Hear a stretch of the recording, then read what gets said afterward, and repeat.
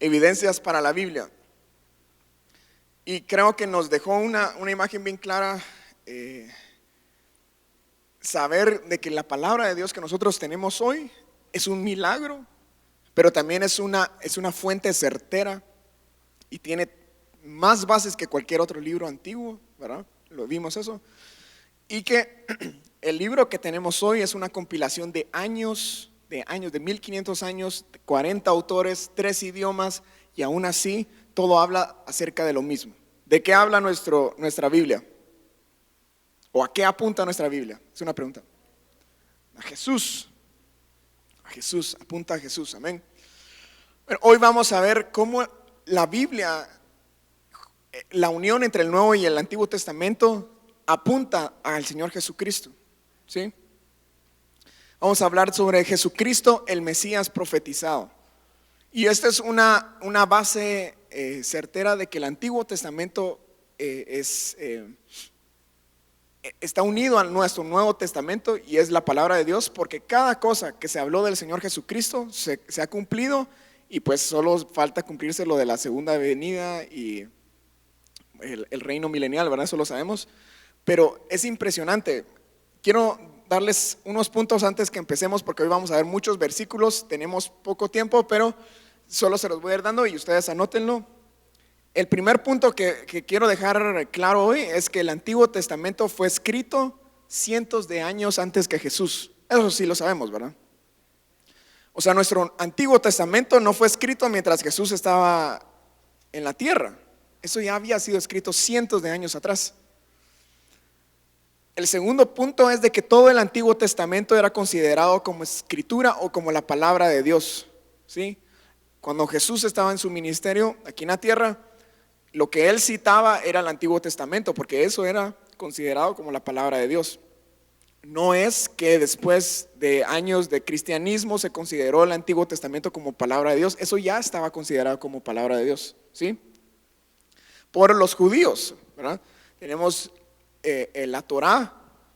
Y el tercer punto es uno de los puntos más importantes del judaísmo desde su inicio, es de que tienen que creer en la venida de un Mesías.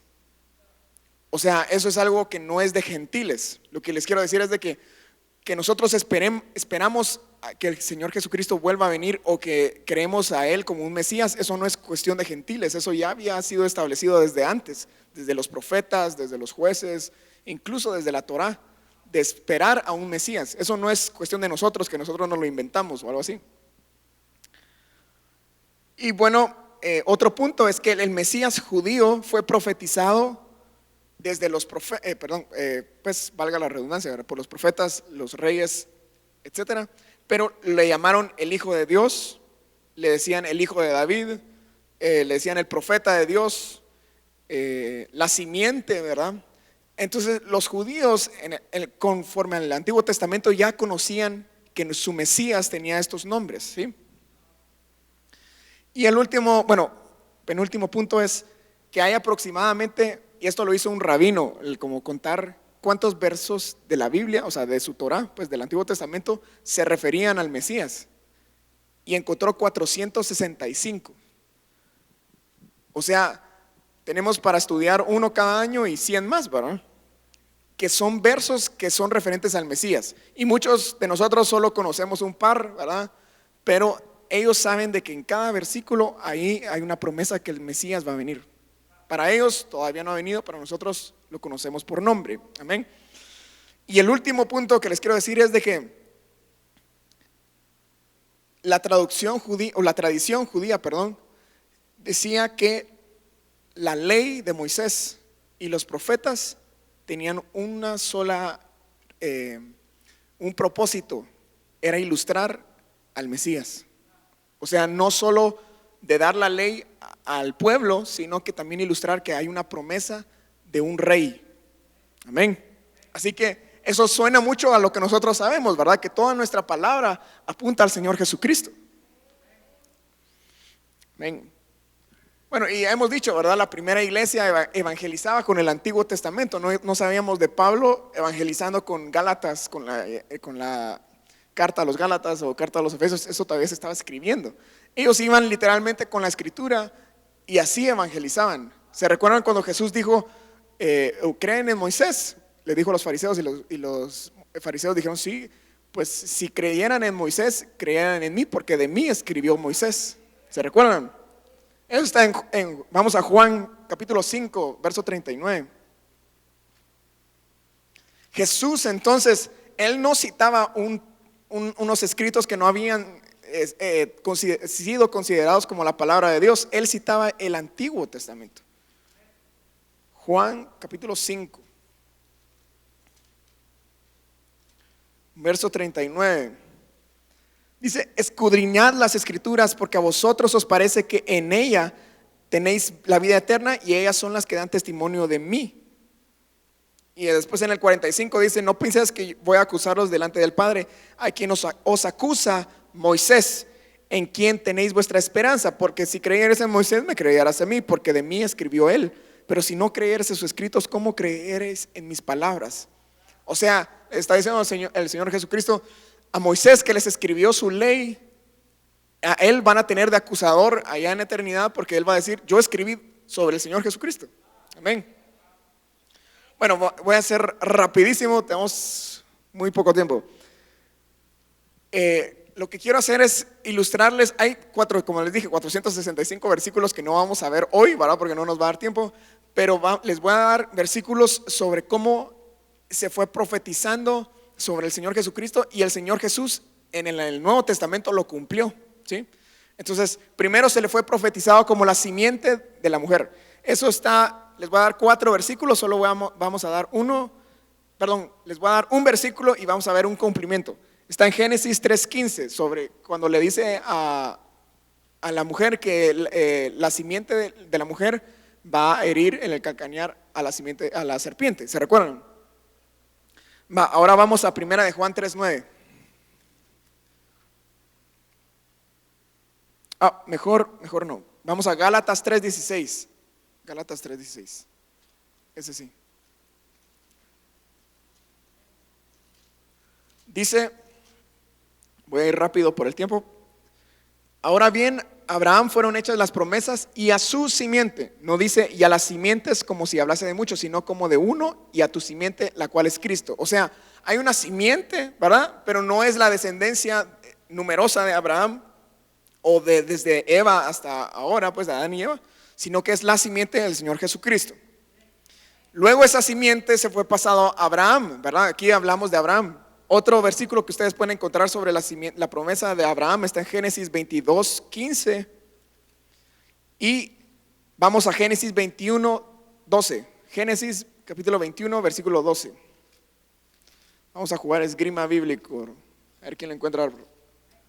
21:12 dice: entonces dijo Dios a Abraham, no te parezca grave a causa del muchacho y de tu sierva en todo lo que te dijere Sara. Oye su voz, porque en Isaac te será llamada descendencia. O sea, la simiente no fue a Ismael, ¿verdad? La simiente pasó a Isaac. Ahora vamos a Números 24:17. Ahí nomás. Números 24:17. Dice, lo veré, mas no ahora. Todos estos versículos son mesiánicos, o sea, hablan sobre un Mesías, ¿verdad? Lo veré, mas no ahora, lo miraré, mas no de cerca. Saldrá estrella de Jacob y se levantará cetro de Israel. Herirá las sienes de Moab y destruirá a todos los hijos de Set. Será tomada a Edom, será tomada a Seir por sus enemigos, e Israel portará varonilmente. De Jacob saldrá el dominador. O sea, ya hablamos de Abraham, ya hablamos de Isaac y ahora hablamos de Jacob, ¿sí? La simiente está pasando por todos estos personajes. Ahora vamos a Génesis 49. Ya sabemos que pasó Abraham, ya sabemos que pasó Isaac, Jacob. Ahora miremos Génesis 49, versículo 10. Dice, no será quitado el cetro de Judá, ni el legislador entre sus pies hasta que vengas Silo. Silo en King James, bueno, en inglés es Shiloh, y eso lo traducen muchas veces como el Mesías, ¿sí? y a él se congregarán los pueblos. ¿Sí? Ahí lo vamos a dejar. Entonces hablamos de Abraham, hablamos de Isaac, hablamos de Jacob y ahora hablamos de Judá. Muy bien. Vamos a Isaías 11. Vamos a ver hasta dónde se está formando esto. Isaías 11. Y esto es bien importante, mucha, que lo entendamos, que esto lo conocían los judíos. O sea, eso no es algo que nosotros estamos descubriendo. Los judíos ya sabían de qué linaje vendría el Mesías. Isaías 11, capítulo 1, dice: saldrá una vara del tronco de Isaí, y un vástago retoñará de sus raíces, y reposará sobre él espíritu de Jehová, espíritu de sabiduría y de inteligencia, espíritu de consejo y de poder, espíritu de conocimiento y de temor de Jehová. Este también es mesiánico, ¿verdad? ¿De dónde dijo? Isaí, ¿verdad? Entonces hablamos de Abraham, hablamos de Isaac, hablamos de Jacob, hablamos de Judá y ahora hablamos de Isaí. Isaí es de la tribu de Judá, por si no lo sabían. Ahora vamos a 2 de Samuel 7:12. ¿Quién era Isaí? ¿Qué? El papá de David. Muy bien. 2 de Samuel 7, versículo 12.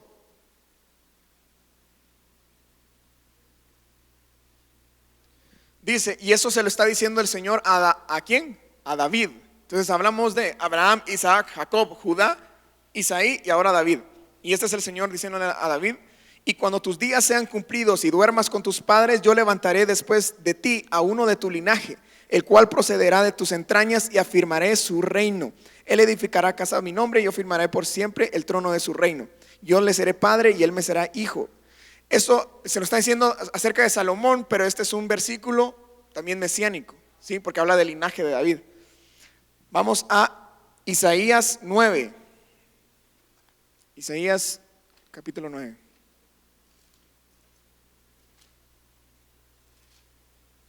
Versículos 6 y 7 dice: porque un niño nos es nacido, un hijo nos es dado, y el principado sobre su hombro, y se llamará su nombre admirable, consejero, Dios fuerte, Padre eterno, príncipe de paz. Lo dilatado de su imperio y la paz no tendrá límite sobre el trono de David y sobre su reino, disponiéndolo y confirmándolo en juicio y justicia desde ahora y para siempre. El celo de Jehová de los ejércitos hará esto. Amén. Entonces hablamos de Abraham, Isaac, Jacob, Judá, Isaí y David. ¿Sí? Vamos a uno más. Jeremías 31:31. Jeremías 31:31.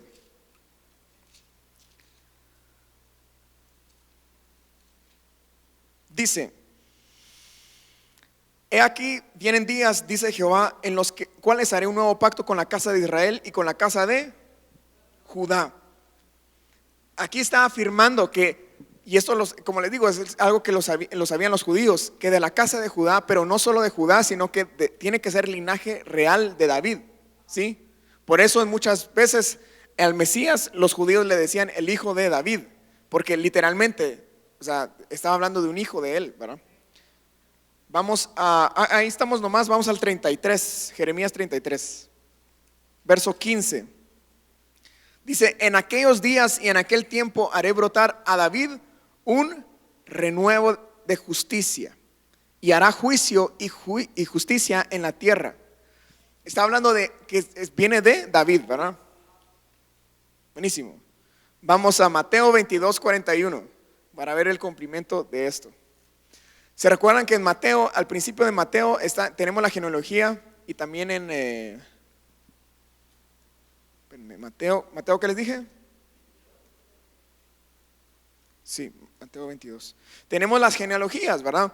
Y todo, yo nunca me lo había puesto a pensar así, pero si se dan cuenta, por ejemplo, el libro de Ruth, el libro de 2 de Samuel, Salmos, Proverbios, Eclesiastés, ¿verdad? Tenemos los profetas, pero nunca me había puesto a pensar que Ruth, Samuel y pues los Salmos, los Reyes también, son libros acerca de gente que fue pariente, ¿verdad?, del Señor Jesús.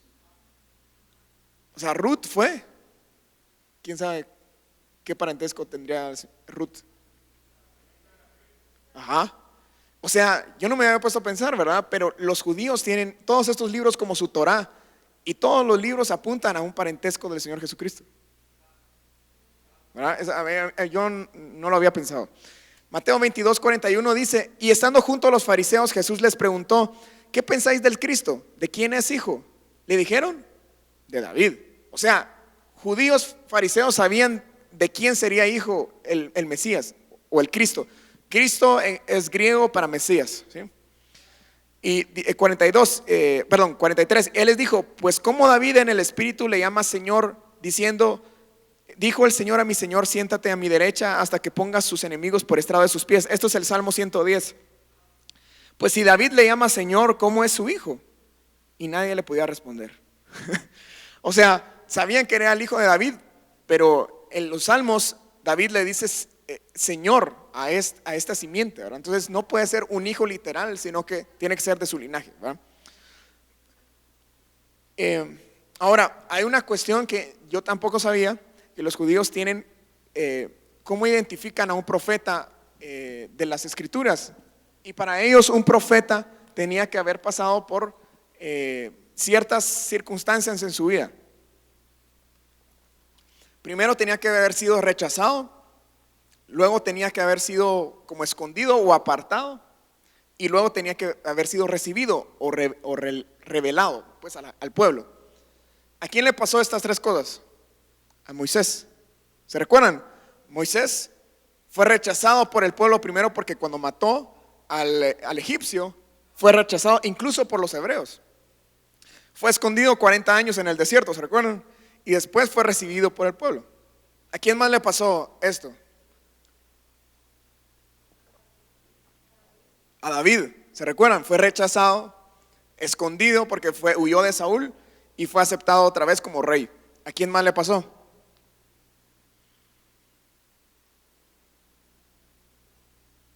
¿Qué hay de José? José fue rechazado, fue escondido y fue revelado luego, ¿verdad?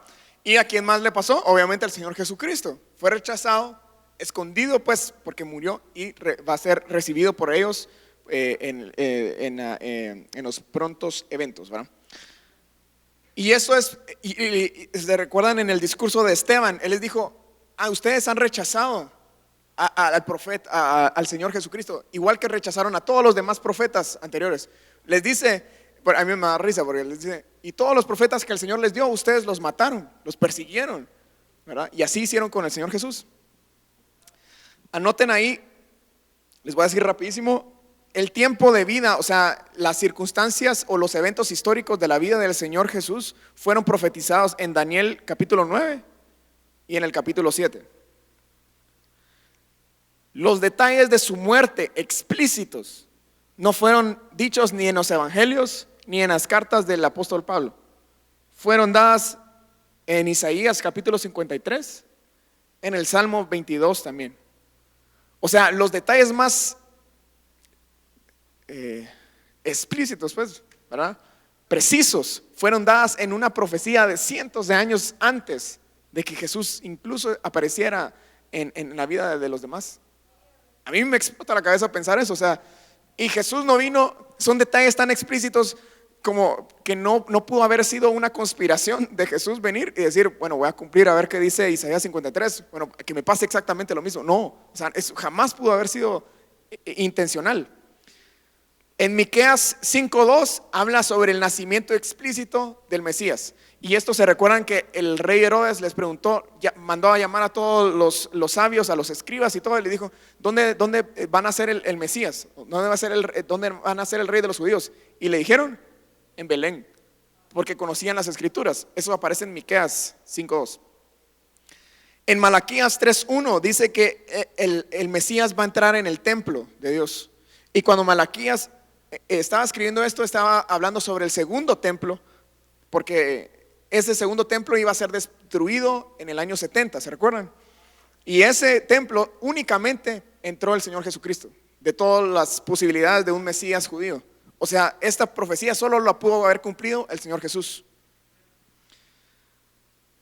En Zacarías 9:10 habla sobre la entrada, de que Él va a montar un burro para entrar a Jerusalén. Lo habla explícito. En Zacarías 9, vamos a, este me gusta, Zacarías 9, versículo 12.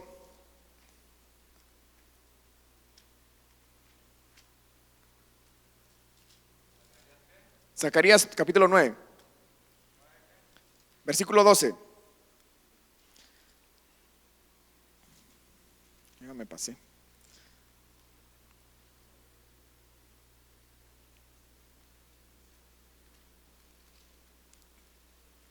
¿Quién sabe? Bueno, mejor lo vamos a decir en orden. Zacarías 9, versículo 12 dice, perdón, Zacarías 9, 12 al 13.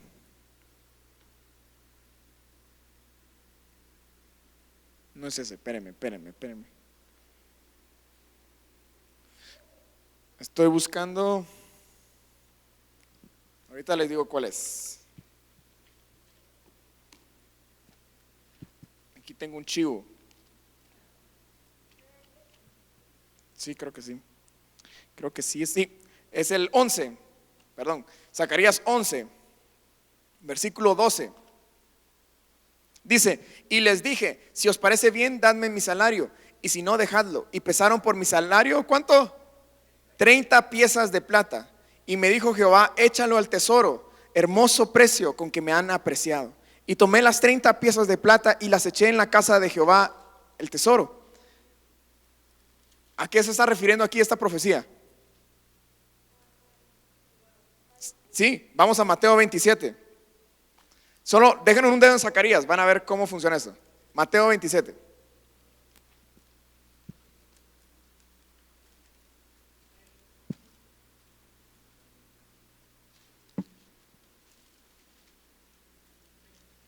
¿Ya?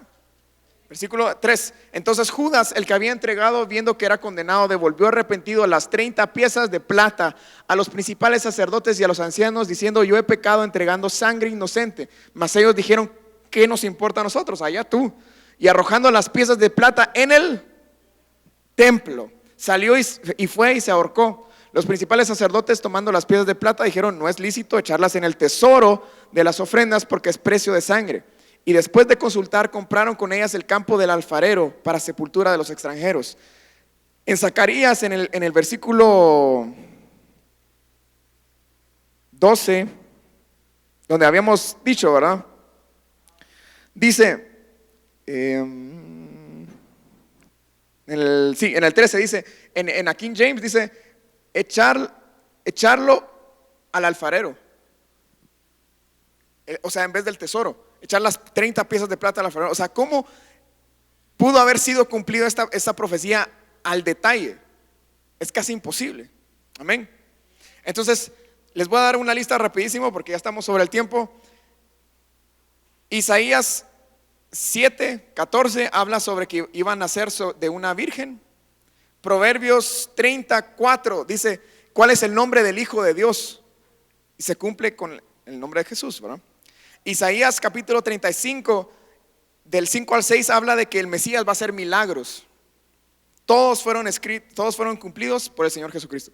Salmos 118, 22 habla sobre el recibimiento del Señor. Dice, bendito aquel que viene en el nombre de Dios. Y esto lo citan los judíos cuando Jesús estaba entrando a Jerusalén, cuando le dicen, Hosana, Hosana, el hijo de David. ¿Se recuerdan? Cuando le dan palmeras, cumplido al detalle. Y Zacarías, bueno, esto ya lo vimos, pero en Génesis 40, del 9 al 10, Isaías 42, Salmo 2 y Isaías 49, estos últimos hablan sobre que el Mesías, su ministerio iba a tener un impacto no solo en el Israel, sino en el mundo. Dice que gente de afuera, de las islas, dice en el Salmo 2 y en Isaías, que gente iban a venir a conocer el nombre del Señor, iban a ser salvos, gentiles. ¿Cómo pudo haber sido eso cumplido por alguien más? Jamás. Amén. Entonces, la idea de hoy, chicos, es de que nosotros podamos entender que si el Señor Jesucristo fue al detalle de todas las profecías, cumpliendo cada promesa con detalles impresionantes, ¿cómo no vamos a creer en Él? En sus promesas venideras para nuestra vida y para lo que viene en la tierra. Los judíos no lo ven, están cegados, porque ellos aquí tienen todas las profecías del Señor Jesucristo. Todo el Antiguo Testamento habla sobre Él y no lo ven, pero nosotros sí lo conocemos por nombre, ¿sí? Entonces cada promesa que el Señor nos ha dado a ustedes, a su vida, si el Señor la ha dado, mucha, no hay excusas para que no vaya a pasar. El Señor ya lo cumplió, cosas que eran imposibles. ¿Cómo no va a cumplir una cuestión en nuestra vida? Eso a mí me da esperanza, no sé si a ustedes, pero a mí me da esperanza que yo estoy creyendo en alguien que ha cumplido al detalle, que ha sido, nuestra Biblia ha sido atacada por miles y miles de años y aquí permanece para siempre, ¿verdad? Como dice. Y tenemos el libro más estudiado, como lo vimos la semana pasada, el libro más estudiado de toda la humanidad, y aún así permanece firme. Tenemos nosotros, muchachos, esto no es una religión, o sea, estamos viendo un milagro. Entonces confiemos en el Señor y nuestra vida está en las manos de Dios. Amén. Pongámonos de pie, vamos a alabar al Señor y entregarle y darle las gracias a Dios, porque tenemos en nosotros una esperanza que es fiel. Amén. Señor, te damos gracias, Jesús, por tu palabra. Gracias, Señor, por tu espíritu. Gracias, Señor, por tus promesas que son fieles para nuestra vida. Gracias, Jesús, porque tú eres real. Señor, tú no eres algún invento de la historia. Tú no eres un invento de nuestra mente. Señor, no eres un sentimiento. Señor, no eres cuando se nos pone, Señor, la piel de gallina o alguna ilusión. Señor, tú eres real. Tú eres una persona real que quiere una relación, Señor, con nosotros. Quiere una comunión con nosotros. Señor, haznos conscientes de esto, Señor, cada día de nuestra vida. Que vayamos a encontrarte en tu palabra y en tu espíritu, sabiendo que tú, Señor, una persona real, nos estás hablando, Señor. Que nos quieres, Señor, que nos anhelas, que nos compraste con precio de sangre. Jesús, que tú has prometido, Señor, estar con nosotros hasta el fin del mundo. Señor, tú has prometido que la buena obra que tú empezaste, tú la vas a terminar. Que tú no abandonarás la obra de tus manos, Señor. Jesús, que somos ovejas tuyas de tu prado, Señor. Que nosotros, Señor, somos tus primicias, Señor, que nos compraste, que nos amaste, Señor, que diste tu vida por nosotros, Señor, y que tienes para nosotros, Jesús, la eternidad. Señor, no somos nada para merecerlo, pero aquí estamos, Señor, conscientes de que tú eres real. Y de, Señor, de que nosotros, Jesús, te entregamos nuestra vida, confiando que tú, Jesús, la tendrás en tus manos. Que solo tú puedes redimir, Señor, el acta de decretos que fue escrito, Señor, en nuestra contra. Tú, Señor, la anulaste. Somos posesión tuya, Jesús. Posesión tuya, Señor. Démosle un aplauso al Señor. Vamos, Señor, gracias. Gracias por cumplir cada palabra de ti, Jesús. Gracias por cumplir cada palabra en nuestra vida, Señor. Te entregamos nuestra vida, Jesús. Acompáñanos en esta semana, Señor, sabiendo, Jesús, y que tu Espíritu Santo nos haga conscientes de esto, Señor. Que tú eres real y que quieres una relación real con nosotros, Señor. En el nombre de Jesús. Amén, amén. Démosle un aplauso al Señor. Gracias, Jesús.